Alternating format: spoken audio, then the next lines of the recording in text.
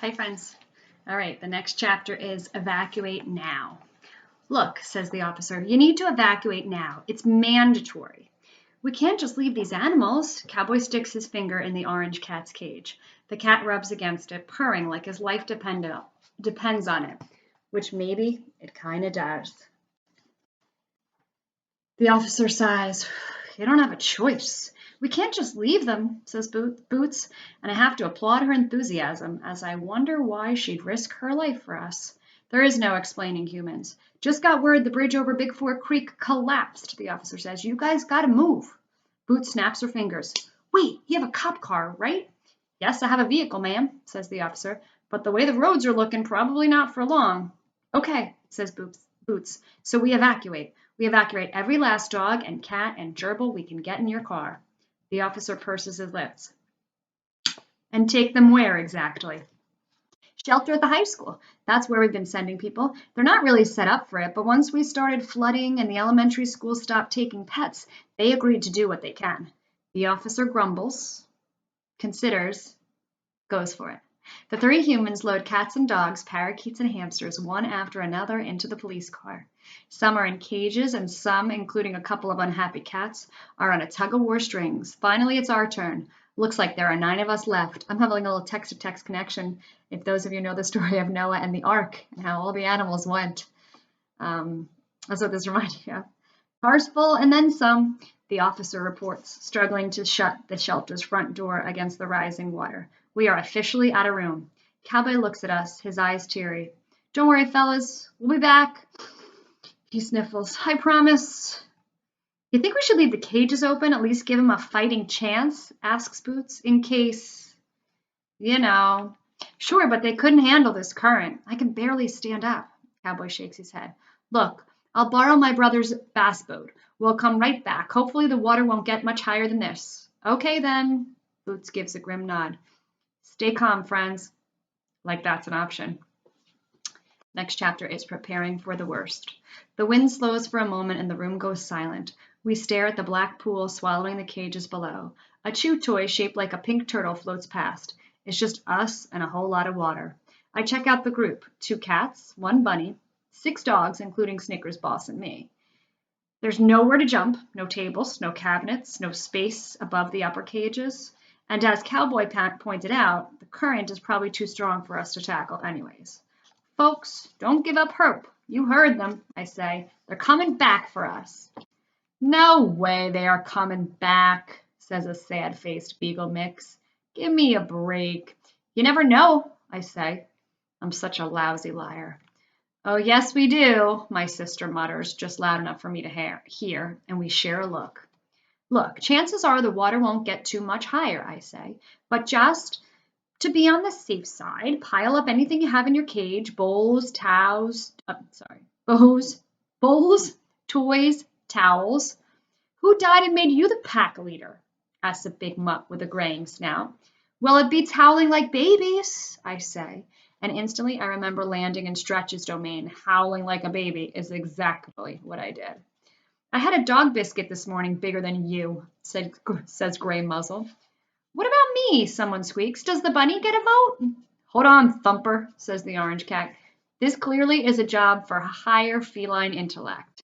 No, a sharp voice rises above the din. Listen to Bob. He's annoying, and his hygiene leaves a lot to be desired, but I've seen him get himself out of all kinds of scrapes. Thanks for the props, Snick, I say, especially the kind words about my odor. The wind groans, and something metallic hits the side of the building. We fall silent again, waiting for more. The windows rattle, the walls shudder. It's like the building is as scared as the rest of us. So, Snickers says, breaking the gloom, you heard Bob. Start stacking. How about my litter box? Asks a small white cat with dark green eyes. Would that work? Sure, I say. Use anything. The goal is to get as high as you can. And then what? Asks a young dachshund. Worst case, we swim for it, I say. That's actually not the worst case, says the bunny. No one asks what is. We already know. Next chapter is a question. We do all we can do, which isn't much. The rain hammers, the wind shrieks, sirens come and go in the distance. I wonder what Ivan and Ruby are doing. And what about George and Julia? Where are they? How are they? Boss seems scary calm, tough as old jerky. She looks the way I want to feel. Before long, the water is lapping onto the floor of our cages. It's ice cold and moving quick. 1 inch, 2. Every now and then someone whimpers or moans, but mostly we're quiet.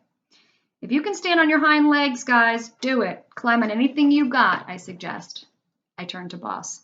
When I say go, I want you to climb on my back. It'll buy you a little more time, maybe. No way. Please, I need to do this. Boss just stares at me. She's so thin. I could see every rib. To make it up to you, I add. What are you even talking about, Bob? I look away. I'm sorry. I say, not sure my words are taking me. I should have saved you, Boss. Saved me? The thing is, I heard you on the highway, and I should have.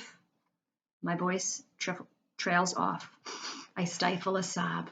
Bob, we were puppies, tiny puppies. Don't be ridiculous. How exactly were you going to save me? I don't know, but I should have tried. We both did what we had to do. Boss nudges me gently. Bob, this is crazy. I can't seem to forgive myself. I whisper it, but I know she hears me. Beneath the water, I feel a paw on mine. I forgive you, okay? Not that you need it, mind you. One condition, though. I nod. Wait. You have to forgive yourself, too, Boss says. Again, I nod, and slowly but surely something fine and warm begins to fill my heart. Yeah, sure. I think you're pretty swell. Oh, sorry, friends. I turned 2 pages instead of 1, and it was something about Snickers, and we weren't even talking about Snickers, so I was utterly confused. So you have to forgive yourself, too. Again, I nod, and slowly but surely something fine and warm begins to fill my heart. And that is the end of the chapter. What do you think the fine and warm thing that fills Bob's heart is? I think the author wants us to draw a conclusion, to make an inference, which we worked on last week in Reader's Workshop. Something fine and warm filling his heart. Do you think it's love? Maybe forgiveness? Maybe that feeling of family that we are so lucky to have? All right, next chapter is Romeo. Has an adorable picture. I mean, look, is that Romeo? I'm guessing so. And is Romeo wearing boots? OMG. Vivi must be loving this with all these dogs. I am going to stop here, though, again, because it seems like a good stopping point before we get to Romeo. And apparently Snickers is going to be involved because I turned too many pages, and poof, there was Snickers. So we are going to stop there for now. I will see you next time.